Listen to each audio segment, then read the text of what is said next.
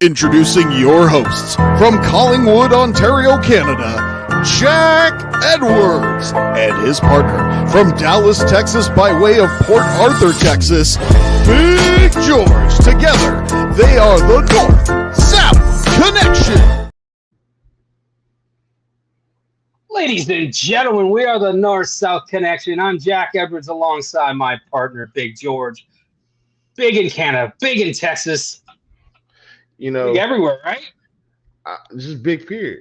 That's all that matters. You know, being big is a nature of life. So I like to kind of ensued it everywhere. You know, just be big, be a loving personality, which I am. So love it. But today, guys, guess what? It's Wednesday night. We got a show. We got a show for y'all. We're gonna start off, normally a little bit different, but in the swing of the season, we kind of have been doing these segments where we talk about a little ball, talk about a little, this and that. So today is kind of going to be one of those. So it's going to be one of those kind of a recap to where we were with Kylie last time. It's just going to be us this time. Sorry, there's no eye candy here. But at the end of the day, we're definitely going to go ahead and give you some good content as far as, what's going on in the football world. Of course, this week is definitely week 4 or 5? I think we're on week 5 now. Oh yeah, I think we're flying by. I think we're getting closer and closer to the trip to Kansas City, so we can see the game live week 10, the Bucks versus the Chiefs. So we'll be front row, closest to front row as we can possibly be at that particular game. So more front row than I was last year. Jesus, it's gonna be way more front row. Hey, holy crap. It's life and it happens. I mean, you got to go ahead and go do it once if you're gonna do it. So I'm excited. But like I say, this week in football is definitely something of an interesting one. Everybody every week seems to be the best team in football. Best team in football. In my opinion. And you know what? I might say this: we have the best team in football, but I just feel like it's a reason why I say that. And it's like I'm not gonna go into my whole theory as far as why. I'm not even, like I say, I'm not gonna go into the whole. We haven't lost in 10. We won the last 2 Super Bowls. Like until somebody knocks us off, we're the team to beat. But it's like recency bias. Everybody every week it's like, whoa, I love Swagoo, but he said the Baltimore Ravens are the team to beat. The Detroit Lions play and blow somebody out. The Detroit Ravens are the team to beat. It's like bullshit. We know what the team to beat is. Everybody knows it. You just can't say it because you think it'd be boring. But I'm just like. I feel fine about where we are. We're not playing wonderful football. We're not playing the best offensively. However, defensively, that's where I get a problem because one of the hosts is like, they're not playing good football right now. We just held J.K. Dobbins to 33 yards rushing. We held an NFL football team to 2 yards in a quarter. Like, don't give me this stuff. Like, our offense isn't playing fantastic football. They admit that. But our defense is killing dudes. And Chris Jones... I mean, that dude's breaking up double teams like like bachelor parties break up couples. He's plowing through them right now. Yeah, he's like he really is. And our 2 corners, I mean, McDuffie's the best corner in football, but Jalen Watson, people are worried about it, but I mean, I wasn't. I'm like, you've seen the guy play at a high level. You've seen it. Like he's played in a Super Bowl, so he knows the system. I'm like, I mean, I'm happy with where we are. I think we're going to roll into friggin' Kansas City with a really good record. I mean, at this particular point, we're undefeated, so we can only see where we can go from here. I think, like I say, we take it 1 week at a time. We don't kind of get ahead of ourselves and kind of look at what the rest of the schedule looks like and say, oh, we can beat this team, we can beat this team. Because if I told you we would be undefeated against the teams that we already played, I probably would have told you we should have lost one by now. And everybody could just say we should have lost one by now. But guess what? We haven't.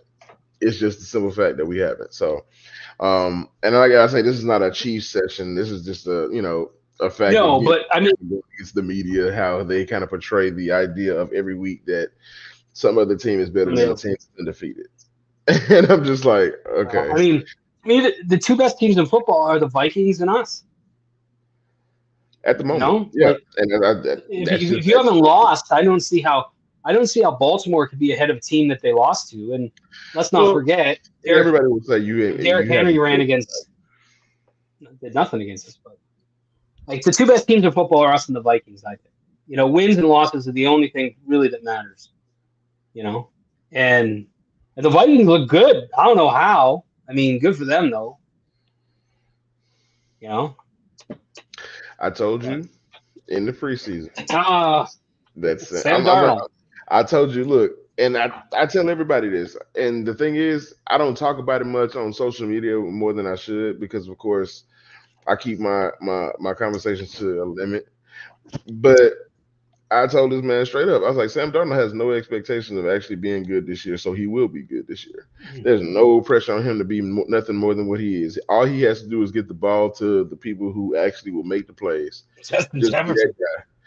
Look, I got Justin Jefferson and everybody else making plays beyond that point. So guess what? All I got to do is wheel and deal.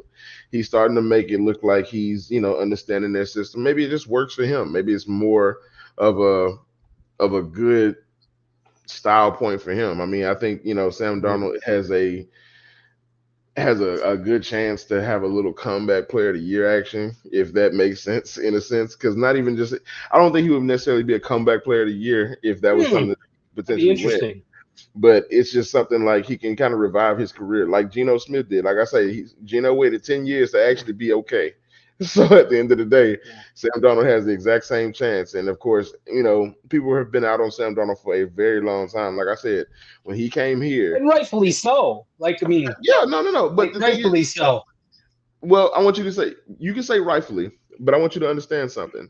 He hasn't been great. Hold on. But he's been with shitty teams. Every system he's been in has been a sucky quarterback system. You start off, what did he start with? The Jets? The Jets. You start off with the Jets. Then you get shipped to Carolina. Was it Carolina you got shipped to? Carolina after that. Yeah. And then they're not hot. Then he goes to San Fran. And it's like none of these are really quarterback-friendly teams, especially Carolina didn't have an identity when he was there. The Jets were trying to force him to kind of be somebody else. And it seemed like when he got to Mike Shanahan, who's not necessarily a quarterback whisperer, he's more of a running back, running scheme kind of guy.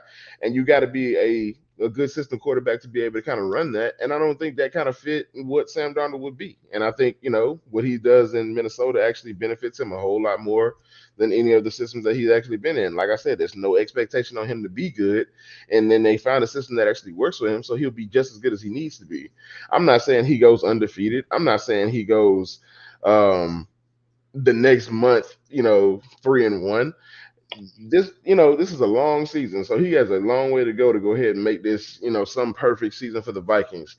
Now, what I will say is he gives them a lot of hope. Yeah. He gives him a lot of hope. And like I say, all Sam Darnold has to do is deliver. That offensive line is decent enough to protect him long enough to keep him standing up to where he can make some plays. So I'm not opposed to it at all as far as, Sam Darnold being good. It's just how long will they're going to come back down to earth, I think. But the team I'm really happy for, because I picked him to be the rookie of the year, is Jaden Daniels and the Commanders. And I'm happy for them because it's nice to see Philly and Dallas get smacked in the mouth with some humble pie, because Philly has been horrible since Nick Sirianni yelled Chiefs fans. He couldn't, as I like to say, he couldn't coach a one-man parade in the shit house. Punching glass and nobody's there. They are doing themselves no good service. Like Philly, I'm gonna tell you right now, Philly could be so much better. Great team. And the thing is, they don't need Devontae Smith at the moment or AJ Brown at the moment to even be a decent team. Dallas Goedert is a great serviceable tight end who's almost a receiver. He's almost like Kelsey-like. He has a really good knack for the ball. Very, very good. And I'm just like this. If you don't run the ball with Saquon Barkley, like I'm gonna tell you right now. That's puzzling. Put a parlay out on Saquon Barkley every week, and he hits that motherfucker every week, and the Eagles lose every game. And I want y'all to understand something. Saquon ain't the problem. I feel like there's a lot of things that when you kind of look into the schemes that they try to run and the things that they try to force. Like, I got a running quarterback, not saying he's Michael Vick. I got one of the best running backs in the game. Like, I'm going to tell you something.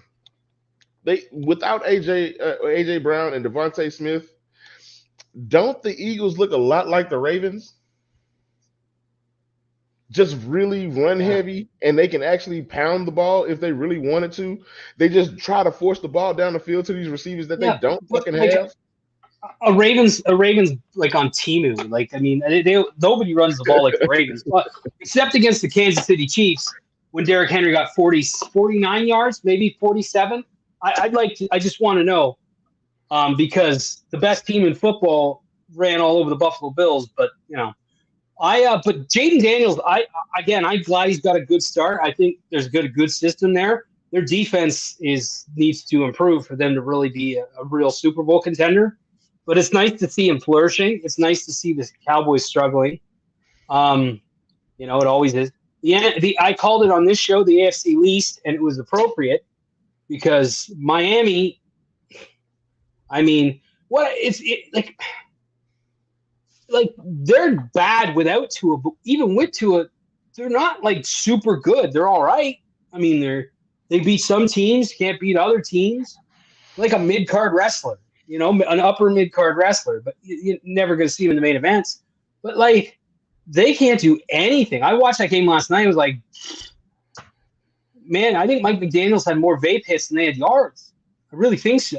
It could have been, but like That game was Jesus, bad for all the wrong Titans put reasons. the shit I out feel of like them. I feel like Mike McDaniels is starting to be exposed as a coach, and Yes, I'm trying to tell yes, you, Chris. Yes, 1,000% yes.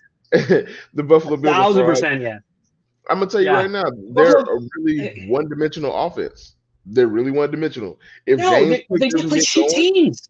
if James Cook doesn't get going, that whole division is trash. Yes, but the Bills themselves, if they don't get going with James Cook, I'm gonna tell you right now, you're gonna see Josh Allen turn into something totally different this year. He's gonna have more rushing yards than passing yards if he doesn't actually start to find Yeah, out he's who the hell Keon Coleman is and who the hell his other made some receivers good are. plays though. I mean, like Allen's I mean, a good QB. I'm not saying that. I just think that their defense, they have a lot of holes, but like they're really suspect on defense. They have a good and front Milano's seven. out. They got some injuries, of course. They have a decent front seven, but it's like most of that is, Ed Oliver. I'm not gonna lie to you. Most And of that is Gregory Ed Oliver. Rousseau. Rousseau's decent. And Rousseau's good. Russo's good too. It's just that it's not a lot as far as Von Miller ain't gonna be there.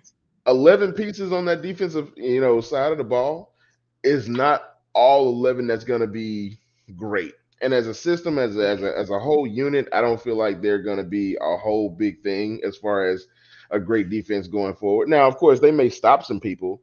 They may stop the people that they're supposed to stop. And I'm thinking like the Jets, they might stop Miami because for some reason, ever since Miami with Tua is a potential problem. Miami Even without still, Tua, Miami can never beat Buffalo, and they're going to Buffalo. They'll never beat them in Buffalo.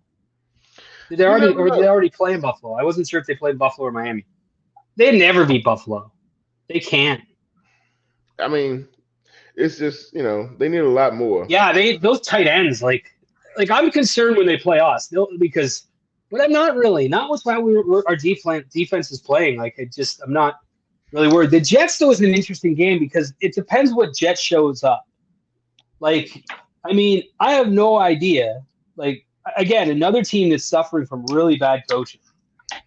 Like, if I'm one of these teams, if I'm Philly and they lose 2 more games, I'm on the phone to like wherever Belichick is and be like, listen, do you want to just come in now? Just come in now. Just come on in because, Belichick deserves a shot, or Mike Vrabel would be good in Philly.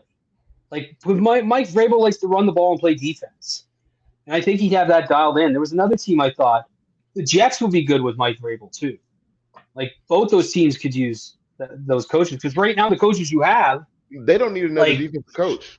That's what I think. I feel like they don't need anything for their defense. Their defense is fine. It's just the simple fact that I have a question they for need you. somebody who's more offensively inclined to kind of get those receivers the ball.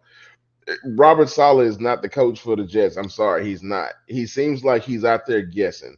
I'm saying that you got Brees Hall, you got a litany of receivers who all can catch. You got Braylon Allen, who's a decent running back. I'm not saying that this is a running league now, and the coaches don't realize it, but some coaches don't coach to their strengths, and then of course they got to find some other ways to win. And I think that's something that you have to kind of do. You have to understand who you can throw the ball to, who you can rely on, who you can kind of say, all right, I can get 10 to 15 yards out of this person, or 5 to 10, or I can get a guaranteed catch out of this person. So you got to find that, but at the same time, you got to understand going forward how you move, through these divisions, because of course you can't do one thing solidly, consistently, or even decently against everybody. Then you'll do nothing against everybody when it comes down to them hard games, and they don't look like they would do it good in a hard game at all. Two things. First, Chris Style, of course, for those who don't know, Chris hosts like 90 podcasts. But the Arrowhead Chiefs podcast and Chris and Maul are 2 podcasts. Check him out. He really knows the stuff. But I would hate Robert Saleh too. The second thing is, what did you think of Big Play Slay being on Micah Parsons' podcast? I don't think nothing of it. Y'all ain't got nothing. I mean, I put it to you like this: the NFC East is a shit slinging fest. So at the end of the day, ain't nobody gonna do shit. Like, look, y'all can go talk amongst each other. You're losing. Y'all just lost. You're losing. Y'all just played each other. Y'all literally just but see, this is the thing. I understand. No, I don't think they didn't play Dallas this week, did they? Did they play Dallas? No. They played Tampa. They played Tampa this week, but I'm saying like they'll play each other eventually, and they'll be on the field eventually, but against each other. But the thing is, they're both defensive players, so they'll never see the field against each other. So it's not like they see each other in that aggressive capacity. It doesn't matter. The optics aren't right because Big Play Slay, like that secondary, is the problem in Philadelphia. It's a problem, and that's the issue with the Lions too. They did okay the other night, but that's the issue with the Lions too. That secondary and that it ain't there. Those are the issues with it. He's a little handsy. He's more than a little. He had like 13 penalties. He's a little handsy. He's like, but like, I just don't like. That's to me. That's why I think I like our defense, because front seven good, secondary good, like everywhere. But like, I just think for the Eagles, it's in the bad part. We still have some defensive, things that we can definitely button up. I'm not gonna say we need more pressure, but like no, but we're the best defense. I don't need to be perfect. Like I see these Chiefs fans every week on Twitter. I'm in like the first drive. I'm like, do you know like Spags' first drive is just like pre-planned. It's like he never brings out the good shit. He's like a boxer, I think. He likes to take a couple of punches before he gets in the fight. Like every week, and what kind of defense is this, Spags? Well, what kind of defense was it? It was goddamn shutout the rest of the way. Like, come on, folks. Like, if you watch and pay attention, like this defense from when Beach started getting those draft picks, that 2022 class really came in, and with Bolton, young, fast, and physical. That is what that defense is. That's why I love it, because they're all like, they're all like the youngest defense in the league. They're all physical. Like McDuffie's the best corner. He blitzes. He stops the run. Great tacklers everywhere. Like, but exactly. That's what I was thinking. That would never happen. That would never happen. It's a difference, like people doing Travis's podcast and maybe some other podcast that's not. But like to do a Dallas Cowboys players podcast, if I'm in Philly, I'm like, dude, you just shit the bed on national television. And now you're talking to this dude picking on your fucking teammate who's like, what the fuck did I do?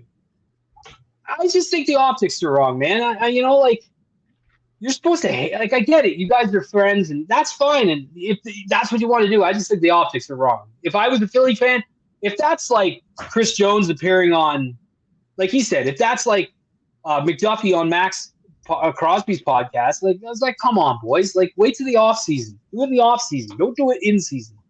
That's just me. That matters. Okay. If it's in season, yeah, I can definitely see what you mean. And of course, of the division rival, if you look at it like that, then yeah, I would see it. But of course, like I say, the NFC East is a shit slinging fest. So y'all can do whatever the fuck y'all want to do. Y'all know y'all ain't shit show. Have fun beyond January. So it's just like, be where you are. But at the same time, I think that in today's climate, you have a secondary career that you kind of have to have. And you're building brands. Like I get it. I understand it. Yeah. And I think because you had that person on your podcast, that makes it that much more of a bigger deal. But the thing for me is and when I played football, I felt like I really couldn't do anything that wasn't, in line with what I was trying to do. And I feel like that shows a lack of focus to me. That shows me Micah cares more about his podcast than he does about his ability on the field at times. And I think, he does show out in some plays, in some, instances, and, he does a lot. But also, your team is He's a not great football player. Your team is not reflecting your great play. And I'm saying, like, But as far as leading, like, yeah, you gotta, if you want to be that defensive player that makes all this money and does all these, commercials and can have a podcast and stuff like that, lead the league in tackles, lead the league in sacks, pressures, something that shows that you're actually committed to playing football and not just using the football platform for a podcast. Play ball. Well, I mean, like, he's got problems too because his defense gets shredded like fucking lettuce for every week. Every week they're getting tuned up. Like, that's the thing, is like, that's why I look at when I look at a lot of teams, I'm like, where's their defense at? Or where's it gonna be at? Like, who are the defense you can trust? I know, I get it. I'm probably I'm an old codger, so it doesn't matter. I'm like, what matters? But I look at the defenses that are there, and I think that's where I kind of measure where people are. But the question is, and this is total BS, but let's do it anyways. Obviously, we don't know what's going to happen with Rashee Rice. Mm-hmm. We're hoping, both fingers crossed, toes crossed, the whole Magilla. Whatever we can do, I got the rabbit's foot out. Mike is a beast, but I think he needs to show more. I mean, that's. But let's say, like, not everything goes as well with Rashee. Do we get another wide receiver? And if we do, who are the names? Who is the name you're looking at? At this point, who's the name you'd be looking at for them to get a wide receiver? I still think we might get one anyways. I still think they wouldn't. I'm like this. Like, every day, my answer could change, and I'm not gonna lie to you because I feel like I can't put. Yeah, he's fixed it now. I can't put my finger on just one target, seeing that the way the Chiefs play football is not just one person that they can bring in that kind of make them a little bit better. Everybody has their own attributes. Everybody has their own thing that they can bring to the table. I just want you to be able to catch and just kind of make sure like, you don't need to be great. You just need to be, like, if you can serviceable. Make some space for you to be able to catch balls and do it consistently, definitely do it. Yeah. I just want you to be able to kind of be able to play football. And I think that's all we need, somebody who can play football. The Amari Cooper, the thing is, I like some of the names, of course, but names don't do it for me as far as how the Chiefs have actually, like I say, been playing football. So you can say Amari Cooper, you can say, oh, Devontae Adams is unhappy, the Chiefs should go get him. People have been going back and forth about it all week, and I'm thinking to myself, me personally, I'm not saying that Devontae Adams won't come. He didn't say he will. And I'm like, look, it'll never happen. And then that contract is definitely something that I think a lot of people really don't seem to understand as far as how that money works. And I know what the scenario is going to look like. It's probably going to be a situation wherever he gets, traded to, he gets cut because they can't afford him or they have to restructure that deal. And I'm pretty sure that's going to be something that he's going to have to adjust to in any capacity of him going to any team. My thing is this, I already said it on my Twitter. I was just like, he's going to mysteriously end up on the Jets. And they're mysteriously becoming. It's not mysteriously at all. And it's just like, I'm not opposed to that. I would definitely I would welcome the idea simply to go ahead and just, I'm with you, Chris. Here's the thing. I'm the same as Chris. I like Deontay Johnson. I think he would be great in this offense. He's never really played with a tremendous QB. He played with what was left of Ben Roethlisberger, didn't he? And then the revolving door they've had. I think he would be good. I agree. I've been saying it. Demarcus Robinson will probably be a Chief. It just is too easy. He knows Mahomes. He knows the system. He's affordable. He hasn't been terrible with the Rams. He's been good. Made some big plays. Like, I just think if there was the most realistic option, it's Demarcus Robinson. I'm not saying that I'm for it or against it. I'd be fine with that. It doesn't really matter. But, like, I just think, and I think it's more, even if she's healthy, I think that's more likely a move we make. Because I think there's starting to be there might be, no, depending on what happens with Sky. And I think they just want depth. Because if another wide receiver goes down, like, we need somebody. So, like, sorry, you might have to put somebody on the practice roster. Like, somebody might have to go, but I just think that they need somebody just for depth purposes. Like, somebody who can just catch the ball. And that's all I'm saying. Like, I think Deontay Johnson would actually be a really good pickup. I think he would really make an impact. And him and Worthy with Kelsey and Juju, I think would be, and with that running game, that'd be all right. We can make that work. I just, I don't know what they're going to do, but, like, I trust Beach. Like, he'll figure something out. Jesus. Like, if there's one general, like, I trust the Blue Jay general manager. Like, I trust a fart. But I trust Brett Beach. Like, he is a guy who's, like, pretty much he's made the right move, so no problems. But I don't know who we're gonna get. I hope it ends soon, just so we can stop talking. Y'all, look, everybody who says DeMarcus Robinson, I'm not going to say anything verbally about DeMarcus Robinson, negative or positive, simply because I don't have a dog in the fight in that particular sense. I just think this. Yeah, I know it doesn't matter. It does matter. Because, all right, so the reason why I say it matters the most is what was the issues that y'all were complaining about? Not saying you. Listen, I'm not. He was serviceable, though. But he was serviceable, I think. And hold on, if he was serviceable again, why is he not on the roster? Because but you can't say that he's on an NFL roster. He wasn't going to cost us money. No, but it just didn't work out. But now he's on a roster. It's not like he's playing like for the CFL or the XFL. He's on an NFL roster, and he's been good. And it's like the only reason he's been playing, and the only reason he's been getting the opportunity he's been getting is because their top two receivers are hurt. And I don't think they. Who cares how he got it? He's using it. We can't get him in a situation where he's already in that same situation. He can't. I'm not saying he's not going to leave. I'm not. But he's not going to have to be the whole guy. Like, he's just a guy. Like, I just think if we got DeMarcus Robinson, I bet you he makes a good. He makes a couple good catches. He has more opportunity as a Ram to be a better player as a Ram and get more money as a Ram and play as a Ram. I'm gonna tell you right this: if you're worried about Super Bowl rings, so many receivers that were on this roster have Super Bowl rings, and they're not worried about that no more. So you can't lure them with some of the same things that you can lure them with. If you can't pay them, and that's what they're looking at. Yeah, but it's just no. I just think the timing with him didn't work out.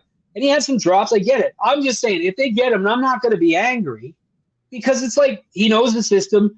He's the guy you bring in. Like, it's logical. I'm thinking logically. I know logical like doesn't always, but it's logical. He's the guy knows the system. Look, logically, he's the most logical option. Let's hold on. Let's play logic right now. We go cut Scott Moore. Would you bring him back? If this situation recurs, no, but that's a different thing. No. So it's a different player. A receiver hold on. What? We're never supposed to cut wide receivers? Hold on. So this is the thing: a receiver who's giving you trouble and not catching balls, you want to go ahead and re-sign him so you can say that we had the exact same problem that we had last year. No, it's not the exact same. Robinson is catching balls in the NFL with another team. Him, and he became. Oh my God! Like that. I'm just saying, if it happens, it's not a terrible option. Facts are facts. Yeah, but it's the most logical option. Like, knows the system, knows Pat, knows Andy, knows everybody, and still can't get it right.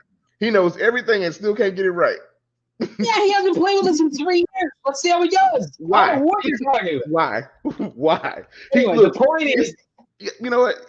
The receiver. That's what I'm saying. That's why I didn't want to talk about DeMarcus Robinson, because y'all know how I feel about DeMarcus Robinson. I'm not saying I'm out on the guy.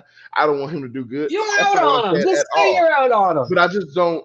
You're out on DeMarcus Robinson, George. I just don't see. You're gonna get T-shirts. In a moment, George out on DeMarcus Robinson. Look, I'm not out on DeMarcus Robinson, and I'll tell you again. It's just a simple fact that let's explore the field before we sit up there and say we're gonna. I'm not saying it's the guy we should get him for free. You're not going to get him for free. You're going to have to trade assets for him.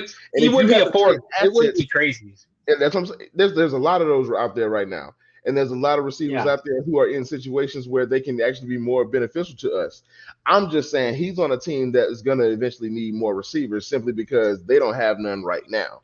And them giving them away is not beneficial at their moment. Them giving away DeMarcus Robinson for Sky Moore. Why would they want that?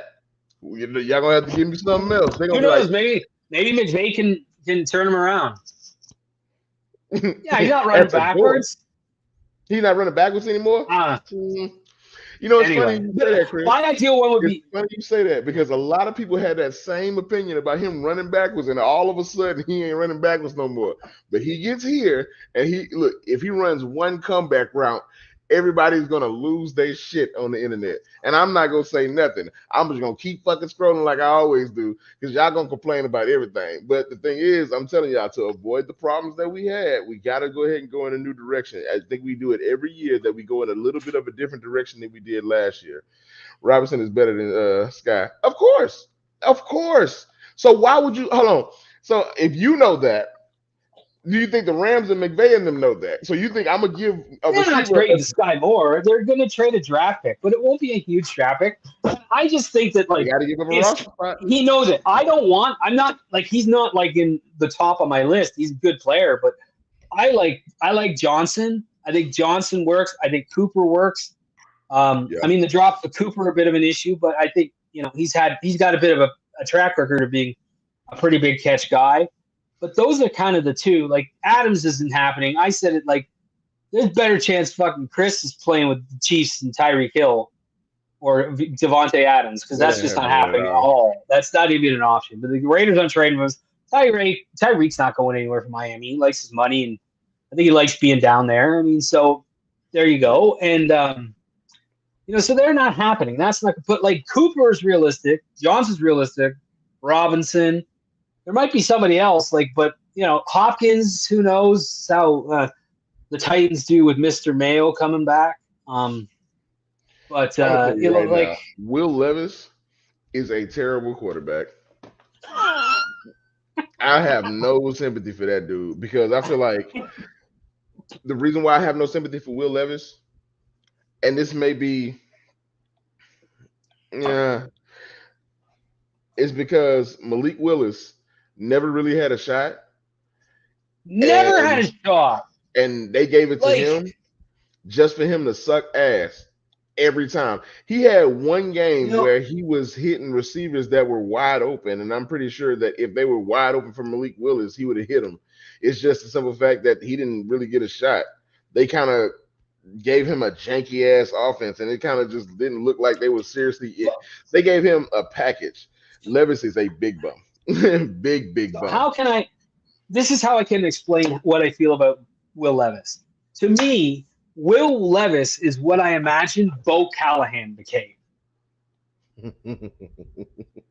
That's what I think of Will Levis. I'm just like, I don't get it. Like, Malik Willis never got a shot. Mason Rudolph had the offense moving a bit.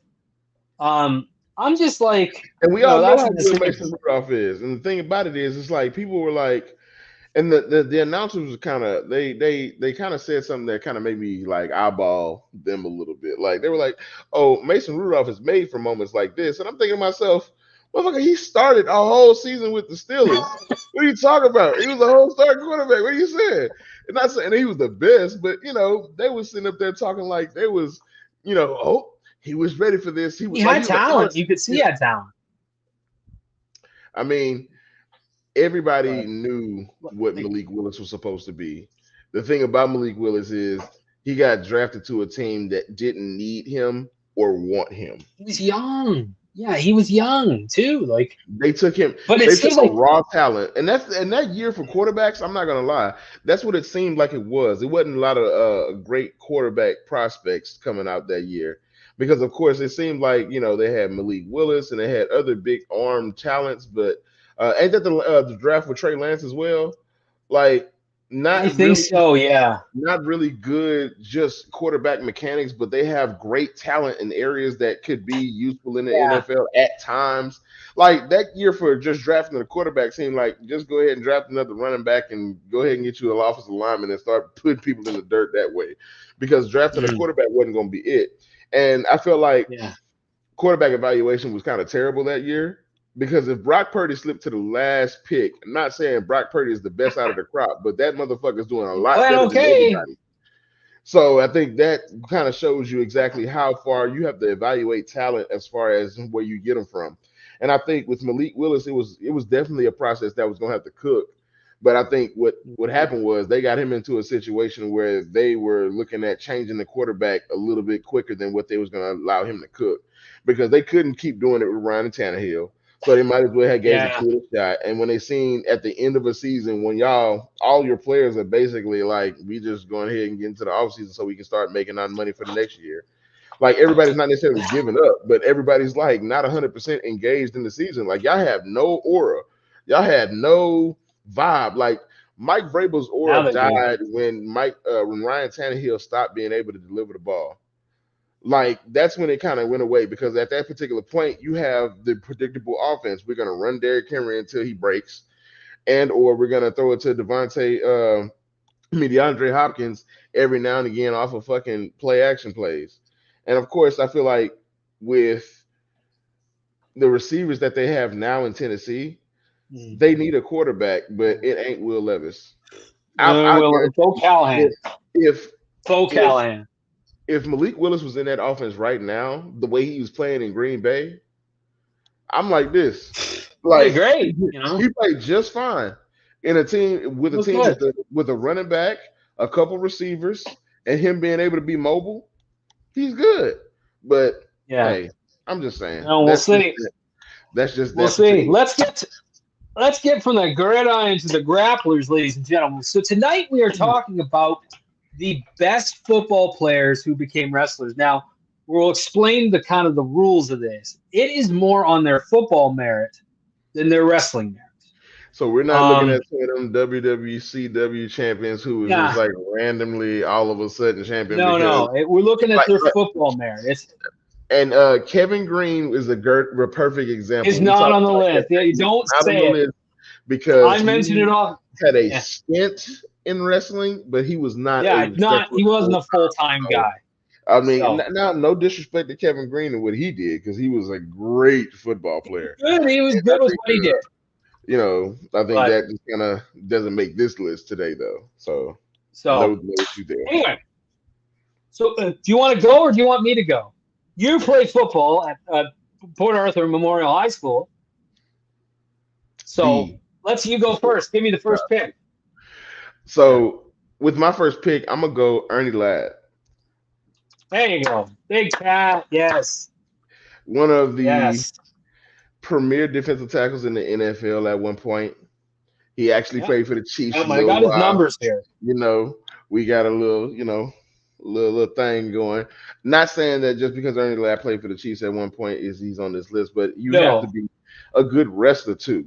So the Big Cat, as they called him, they definitely wanted to kind of go in a lot of different directions with him as far as him being a wrestler, but he was a good powerhouse. He was really fucking strong. So, I think having a great, football career as well, played for several teams, San Diego, the Houston Oilers, like I said, the Chiefs, and just kind of giving a little bit of, what he did. He was around for a while. So, great football player, better wrestler. Great. Here's his numbers. He's an AFL champion, 63. He was 3-time first team, 4-time AFL All-Star. He's in the Los Angeles Chargers and the San Diego Chargers Hall of Fame. Ernie Ladd, if you go back and watch Ernie Ladd, please go back and watch some Ernie Ladd. He was a pro. His promos were great. He had that voice, and Jim Cornette tells great Ernie Ladd stories if you ever get to hear him. But he was a main event guy everywhere. Anywhere he went, any territory, anywhere from New York to Houston, he was a main event guy. Just money on the mic, really good in the ring, did really well in Mid-South, drew a lot of money. He is definitely, when I think of the best football players turn wrestlers, he's kind of what the list encompasses, because he was like dynamite. He was like 6'9". He was like a defensive tackle. So Ernie Ladd, yes, George, beautiful, Ernie Ladd. So my first pick has got to be Steve Mongo McMichael. Mongo. Mongo. And Mongo's not doing The well, Chicago unfortunately, but like the Chicago Bear. I love Mongo McMichael. He's just such a fucking character. He was just such a, like, I bought one of his shirts for the ALS thing. Like, he was, and people shit on him, and I hate it. Like, I know the joke is Mongo, and I remember, I think somebody told a story that they asked him that, and he's like, man, I don't care. I made a lot of money. Like, he just has it. He's got charisma. Like, and my favorite Mongo thing was on the shoot interview that Kevin Nash did. What's up, Kareem? The shoot interview Kevin Nash did about the WCW in 1997. He said, Sean Oliver asked him, said, did anyone have a problem with him winning the belt? And Kevin Nash said, not to his face. He's like, Steve McMichael was a man. Like, that dude, and the 85 Bears, I think his talk is the highlight, and he was great, you know, he was good on the mic. It was great in the ring, but he was kind of forced in real quick. But I mean, as far as football players go, he might be the best football player I think that's ever wrestled, because he's in the Hall of Fame. You know, 85 Bears. He might be.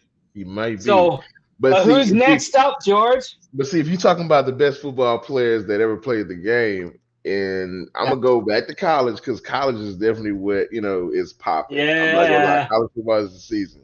So we gotta go with who? Ron Simmons. He's going down at Florida State. I mean, look, a consensus All-American in 1979 and 1980. He was like a 3-time All-American, wasn't he? I think so. Here, I'll pull out Ron Simmons' stats. It's like Ron Simmons. He was inducted into the College Hall of Fame in 2008. Oh, College Football Hall of Fame, yeah. So he definitely, like, he had 3 bowl appearances. 39 and 8 as a team record. He's a 2-time consensus All-American. His jersey was retired by Florida State, and I believe one year he was finished 9th in the Heisman. Like, it's a defensive nose guard. Defensive tackle. Yes. So Jesus. And he played pro. He played up here in Canada. And beautiful. He played up here in Canada. And so, yeah, Ron Simmons is great. Everybody, as a wrestler, we all know it. He's fantastic. We know it. This show is the pro Ron Simmons show. Ron Simmons, definitely. He's got to be on the list. But the next name I'm going to put out there, I got to throw it out there, man. I mentioned Canada. So I got to go with Angelo Mosca. Okay.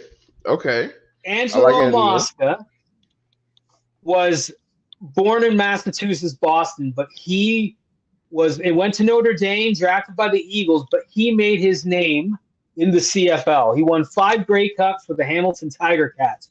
Most people who are listening to this show have no idea what I'm talking about. But CFL is only played in Canada. We have 3 downs, ginormous end zones. The ball's much bigger. It's wild. But Angelo Mosca played here for the Tiger Cats, and they won Grey Cups. And he's a Hall of Famer in Canada.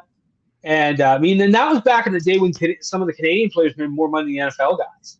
And, like, the Canadian League has produced so many greats. Like, Warren Moon couldn't play quarterback in the NFL. They wouldn't let him. He came here and won 5 straight Grey Cups and, like, 5 MVPs. Just dominated. And then he went to Houston.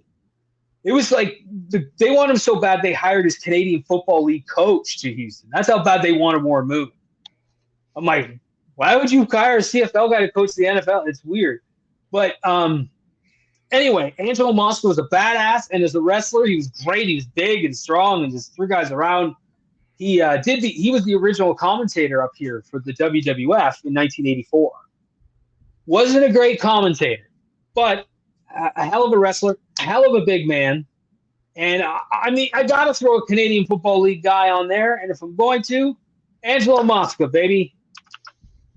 So next, who we got? Who's left? We got the number 5. Who's your pick, George? I think we have to debate, and I'm gonna throw 2 names out there because, of course, I'm kind of at a toss-up because both of these have great wrestling careers, but really good football careers as well. Yeah. So we have Dwayne "The Rock" Johnson. Ooh, that's a good one. And one of the most loved and hated wrestlers of all time, Bill Goldberg. Goldberg was an all SEC stud. Exactly. As much as y'all like to love and hate certain people, but an all SEC person, first of all, anybody who makes all SEC, it's hard to make all SEC because the SEC, Alabama's in the SEC. If that's what Georgia's in the SEC. If you want to go ahead and make some sense of it, yeah, he played for Georgia. I think that's a good Georgia boy. I mean, ooh, that's interesting. That's a good one. Yeah, Ooh, I like Brian Pillman. But if you throw Brian Pillman in there, you got to throw Vader in there. Vader was my next one, and Moose. Moose played in the NFL a bit. Baron Corbin did. There's a bunch of guys who did. I don't know who based on Lex Luger. Roman Reigns played in Canada. Lex Luger played in the NFL a bit, and in CFL, and in the USFL. Mm-hmm. He played in every league. Who else was really good? But I think you pull up Vader. You look at Vader as an offensive tackle. I believe he was. Mm-hmm. I know he went to Colorado. Another guy I throw out there too, while I'm looking up Vader, is Dr. Death Steve Williams. Steve Williams. He was a 4-year starter on the offensive line for the Oklahoma Sooners, and also played, also wrestled, and was like an All-American wrestler. His football career, he was a second-team All-American at Colorado. Was with the Rams. I think he was with the Rams when they played in the Super Bowl. Mm-hmm. But Brian Pillman's another one. He won the Courage Award with the Bengals. He walked on. And I mean, that's kind of why I give it to him. He walked on to the Bengals. He walked on at Miami of Ohio, became an All-American. The only guy ahead of him was fucking Fridge. And he played nose tackle, 225. I like that pick. I think Brian Pillman's got to be there. He may have not have been distinguished as these guys, but when you take his wrestling and his football, I think there's enough there to put him on the list. He wasn't a champion, but just the fact that he was fucking was a walk-on and was a special teamer. He played in Buffalo. He played in Calgary. That's how eventually he fucking you can say that about Mojo Rawley too. Mojo, yeah, a bit, yeah. He bounced around a lot. I don't know much about it. Yeah, about his career. He played for 6 other. Come on, fuck that. No way. Although I will say this: at least 5 games to go ahead and make this. Yeah. But here's the thing. I will say this: Brock Lesnar was the last cut on the Vikings, having never played football since he was a junior in high school. That dude. That dude is the freakiest of the freak athletes, and so he didn't do it, but obviously, but the fact that he was able to be close is insane. So on the list we got Dwayne Johnson. He won a national championship at Miami, but he was never a super All-American. He can't be on that team. That team was fucking loaded. I know you can't be not that. You played next to Warren Sapp, Ray Lewis, and Ed Reed. I wouldn't say he's as I don't think he's as successful as a football player as Goldberg or Vader or Pillman. They all played in the NFL. He never did. He was good in college, but he wasn't great in college. Pillman was a second-team All-American. Vader was. Goldberg was all SEC. The Rock was never that. I think he'd agree he wouldn't be on this list. The thing about this is he actually won a national championship. A lot of these other guys did, but so did like 41 other dudes. Like Vader played in the Yeah, Super but not Bowl, and him. like, yeah, but you know, Warren, he played behind Warren Sapp. Like I wouldn't put him above the other ones. I don't know what Steve like Chris Nancy Nenfield. Bear. I don't know what like. I wouldn't put him as number 5. I think one of the other guys that we mentioned. Yeah, like he got hurt. He bounced around, but I wouldn't put him on there. Like the 3 guys, like Roman Reigns, even he was good in college, played a little bit in the CFL. I don't know if I put it on there. Like obviously, I think their wrestling careers were, but it's like I don't think like let's look at the guys who had a bit better football career. And I think the 3 we have, I don't know about Joe Raleigh. I never really found. I never really knew. Yeah, His look him up. football background. He has some good background, like as far as football. Like I said, he played for the So Packers. he was Made it back. undrafted. He was with the Mhm. practice squad with the thing, and he played with the Cardinals. He wasn't all SEC. So like right now, you got to be looking at like I'm trying to think of You got to other correlate. people. You got to correlate both careers. Yeah, they gotta fit. Like they gotta fit. Like look at the guys we have here. Like Ernie Ladd, he wasn't the greatest wrestler. He was fucking really good and like paved the way for a lot of African Americans to like, he was one of the first guys who really broke through. And unfortunately, like there was only like one of them because the business was that way back then, unfortunately. But Mongo was a Hall of Fame player. Ron Simmons is the College Football Hall of Fame. Mm-hmm. Like Angelo Mosca is in the CFL Hall of Fame, and he played at Notre Dame. So it's not like he didn't play fucking high level football. And back then, the CFL was good.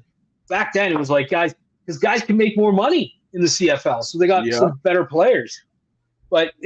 So next up, we got the picks floating around are Goldberg, Vader, and Brian Pillman. I like the Pillman thing because he's the underdog, right? Like he was like, and he was a second team All-American, and the first team was Fridge for fuck's sake. So that's pretty impressive. Goldberg, I want to bring up Goldberg's stats. Like Goldberg, I don't think like JBL played at Abilene Christian. Abilene Christian, yeah. Yeah, he played at Abilene Christian. But his football career. He was all SEC first team in 1989. He won a World Bowl in the World League of American Football.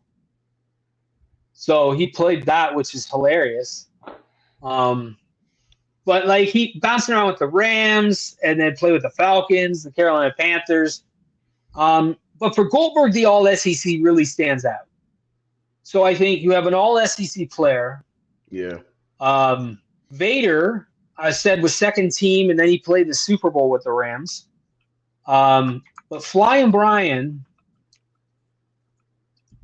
I think there's going to be somebody I'm missing. He was defensive. He was Defensive Player of the Year in the MAC conference, and he was a second team All-American. I believe he walked on. Yeah, and like. Where he set the record in tackles for loss category. That year. Yeah, like I think I don't know. I'd like to lean Brian Pillman. I think Brian Pillman overall, and like, come on, man. That guy was like, I wasn't a big fan of Flying Brian. I thought that was forced. But when he was a heel, that's where he was. He was a way better heel. Goldberg. As a wrestler? Yeah. No, but that's not what we're looking at. We're looking at the football accomplishments first. And in the football accomplishments, if you make all SEC, that's tough. What year? Let me see. You think it should be Goldberg? That like I'm fine with it. Like I get it. Like all SEC in 1989. Like I'd like to know who's on that team. Like let's figure. Right. Like that'll give us a fucking good idea because that could be the Derek Thomas team. The 1989 All-SEC football team. On defense, Bill Goldberg, Carl Dunbar, David Rocker, and Oliver Barrett. Willie Wyatt, was the guard. Kelvin Pritchett, Keith McCants. I remember him. He was good. He was like the 7th pick in the draft, and he went broke. Mo Lewis.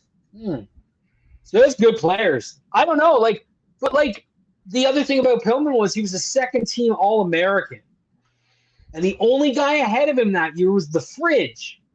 And the Fridge was a monster. He was ridiculous. I just think, and the fact he was a walk-on, and then he became a special teams guy with the Bengals and won their Courage Award. I think his football accomplishment overall is a bit better than Bill Goldberg's, even though Goldberg was all SEC. That team included Chuck Webb, Emmitt Smith, yeah, Rodney Hampton, Alfred Ross, Marion Hobby, Tony Bennett, Oliver Barnett, David Rocker, yeah, okay, and Carl Dunbar and Bill Goldberg. So I want you to understand, you made a team with Emmitt Smith in the SEC, who I'm pretty sure wasn't holding back that year. To make that year, you had to be good. Let's compare it. Let's compare it to the second-team All-American team. Okay, the second team. Consensus All-Americans. So Brian Pillman would be on the second team.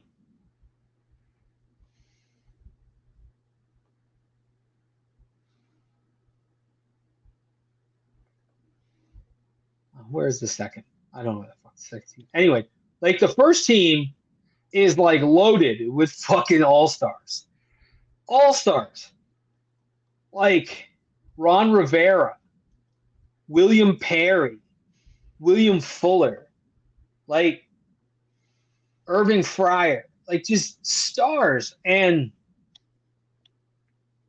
I mean, I got to pull up the All-American team. I don't know who's on. I couldn't find it yet. Fuck sakes. Anyway, I think Pillman.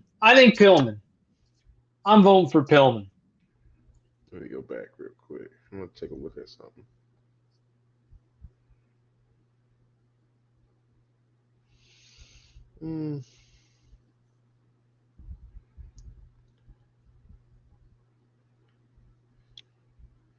You can say Pillman. We can say Pillman. But let me see. Second team.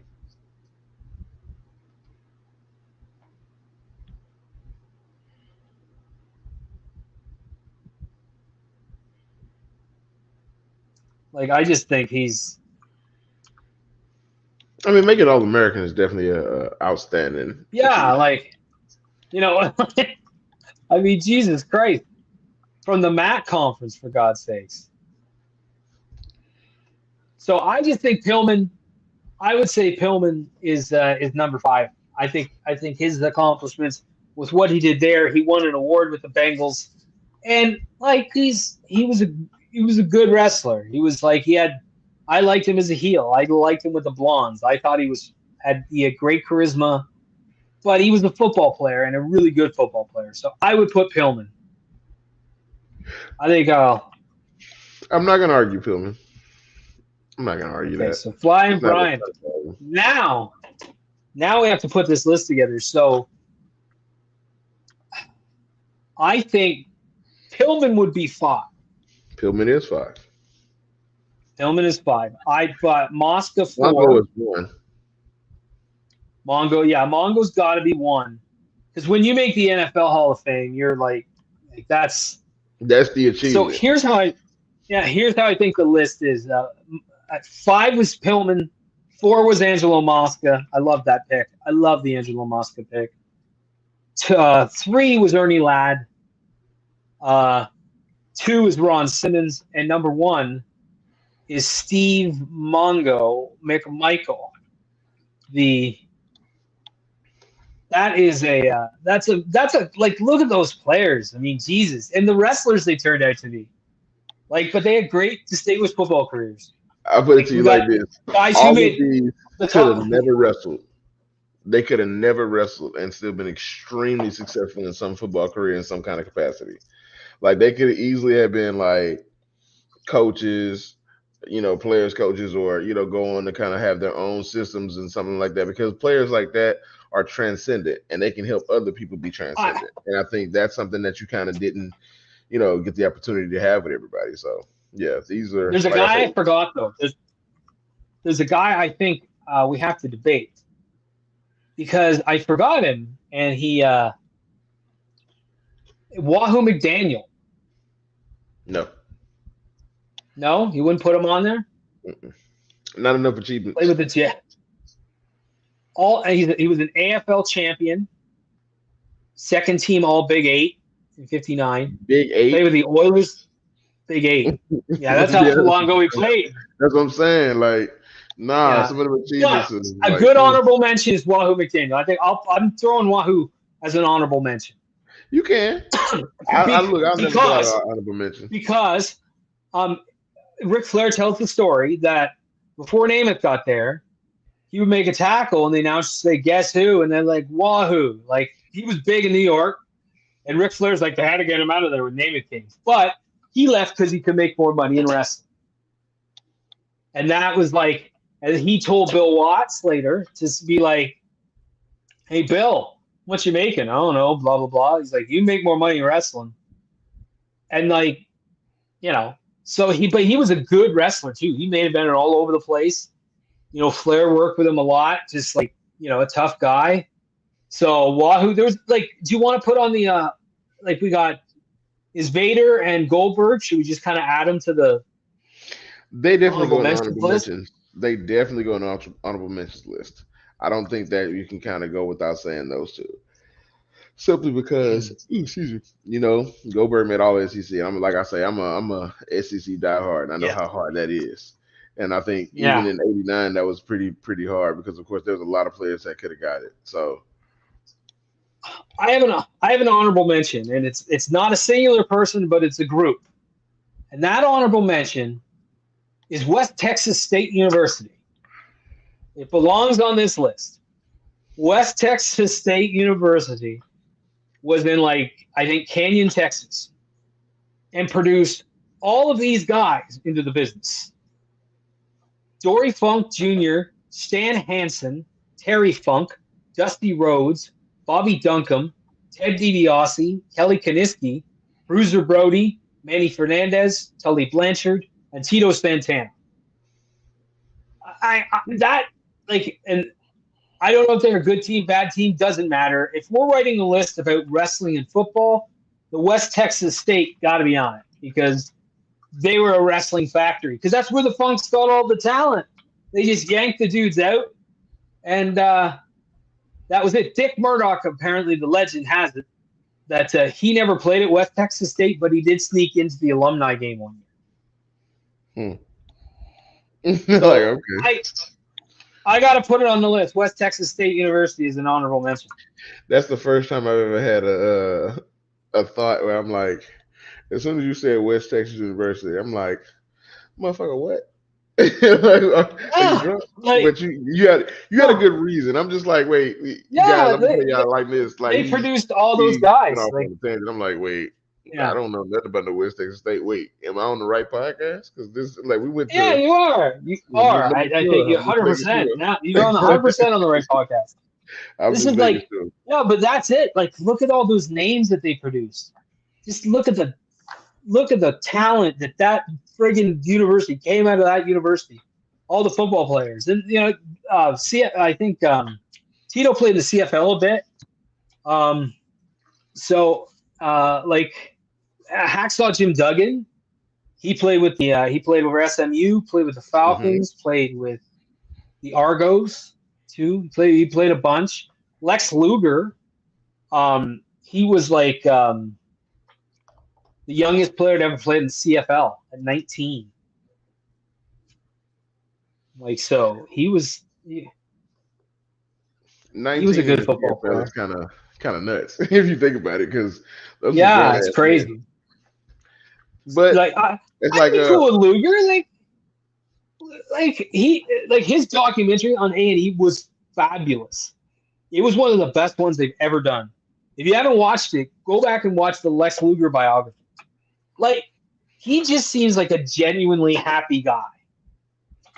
You know, like just like now, and he's it is Now, yeah. I'm about to say, yeah. after Now he all, just seems like I'm back like then he seemed like the apparently he was a first prick, thing that but I like thought of. Yeah, the first thing I thought of when you said he seems like a genuinely happy guy, and then the third thing I thought of was like, like when is now, it? like And I was like, he wait, just what? he seems like he's genuinely happy, like like and good for him. Like, but like he was like a stud football player too. Played at Penn State and then Miami, and then the USFL, and he played in the CFL a bit. I mean, just for playing in all three leagues, I think you got to put Lex in just because he played in the CFL, the NFL, and the fucking USFL. Like, who else did that?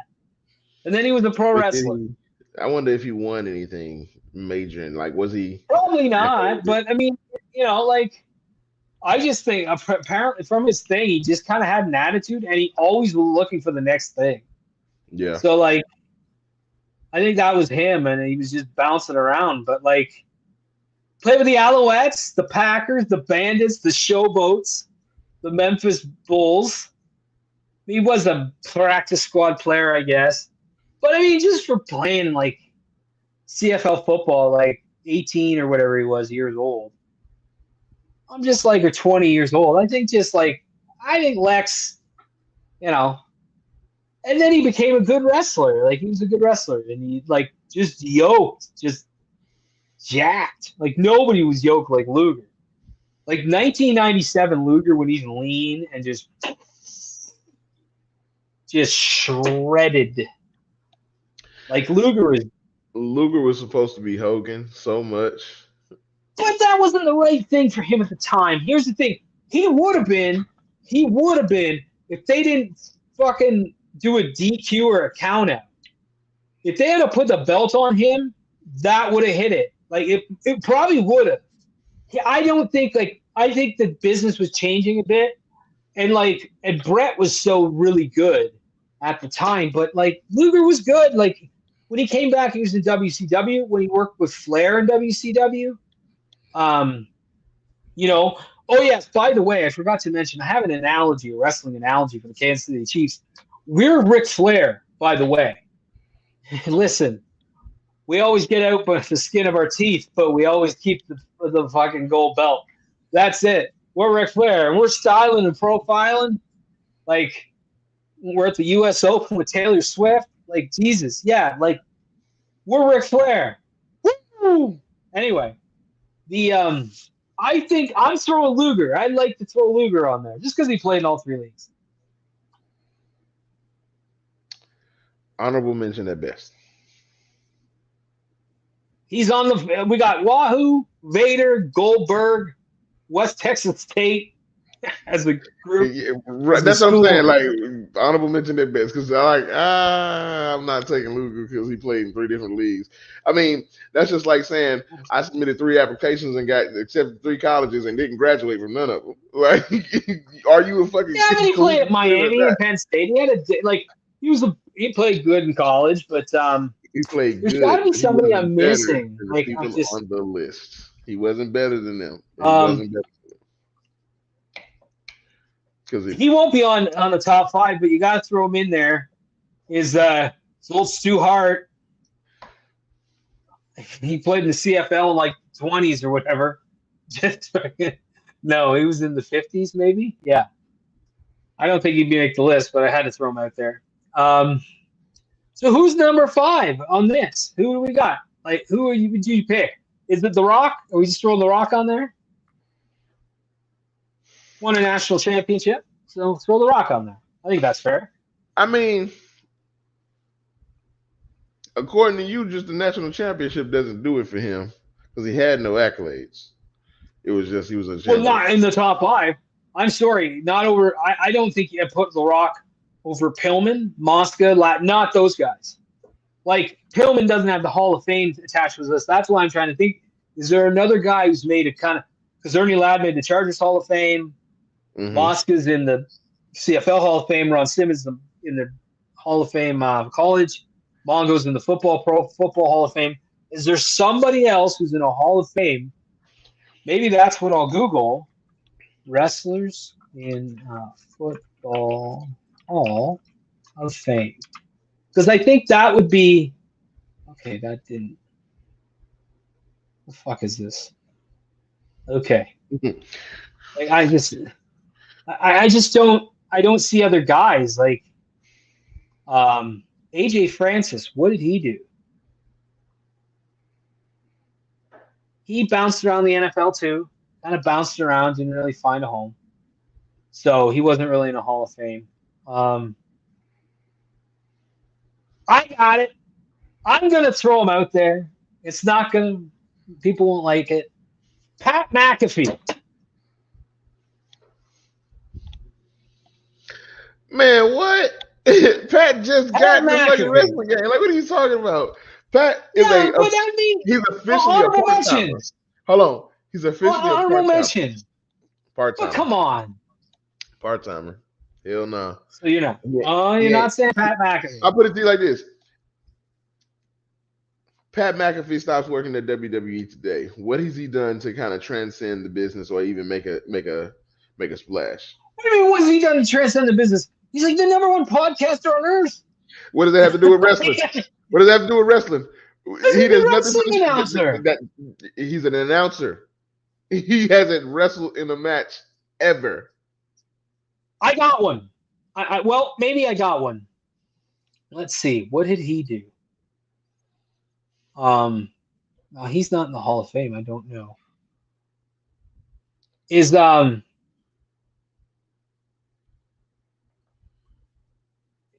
Wilkes, the Patriot. He was in one of only 4 Gamecock consensus All-Americans ever. So I think that was. I don't think he played in the NFL. He played for a bit for the Bucks and the Falcons, but the fact he was a big college player. But I'm trying to find like the Hall of Fame guys.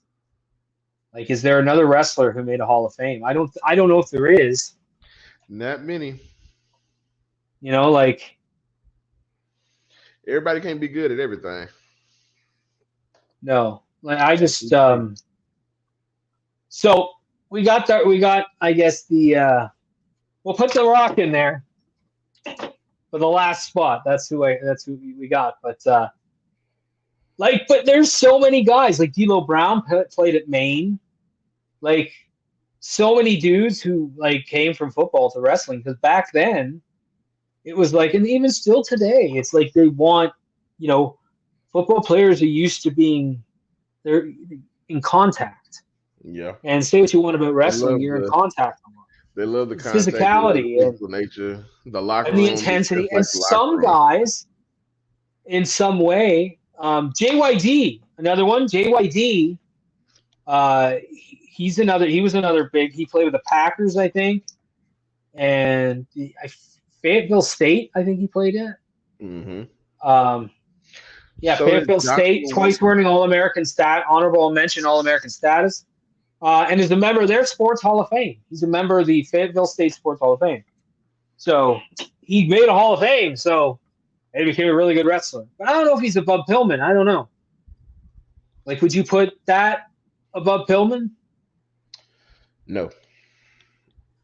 I definitely think, honorable mention, I don't know. I think I like The Rock. Definitely honorable mention.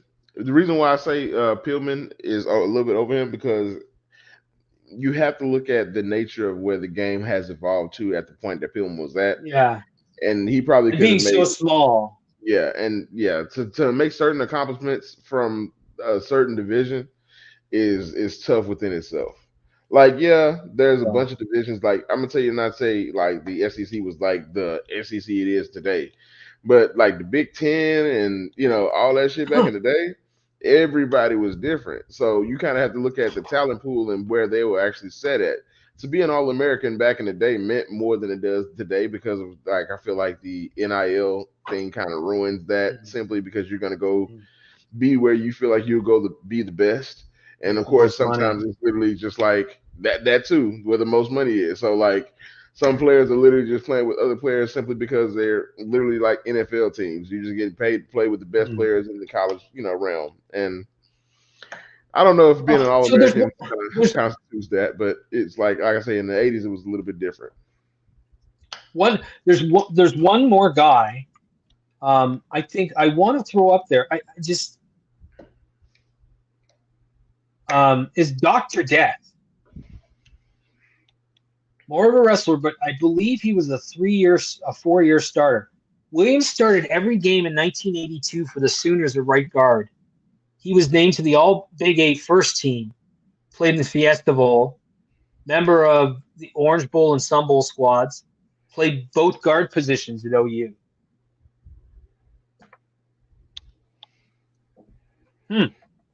So, like, do you put him above? Well, I want one more name. So we got Wahoo, Vader, Goldberg, West Texas State. We need one more name. Is it Dr. Death? Let's put in Dr. Death. Dr. Death does deserve a shout out because you don't hear about him a lot no more. Yeah, no, he was a badass. Apparently, he was like a big time. He was like an all-American wrestler. I mean, that's the other list too coming up is like the best amateurs to become pros. Like, there's only one. There's only one. Like, well, not really, but for me, there's only number one. There's one number one, but it's. I'm curious to see who that is. Amateurs to go pro. I think we know. There's only one. Who? I can tell you the list right now if you wanted to know it. You want to do it like. No. We'll save it for later. But I'm curious. We'll save it. Yeah, we better save it because there's the number 1 and 2 are saved. There's number 1 and 2, and then after that you're looking different. But there's 1 and 2 are, and I'll tell you off air. But anyway, I think this is a good list, and I think we got a ton of like Steve McMichael's number 1. Obviously, Ron Simmons. Ron Simmons was so good in as a football player. Like, my God. Ernie Ladd, Angelo Mosco, Flying Brian. The honorable mentions list is Wahoo, Vader, Goldberg, the entire West Texas State University, and Dr. Steve Williams. Ladies and gentlemen, I love this talk. This was great.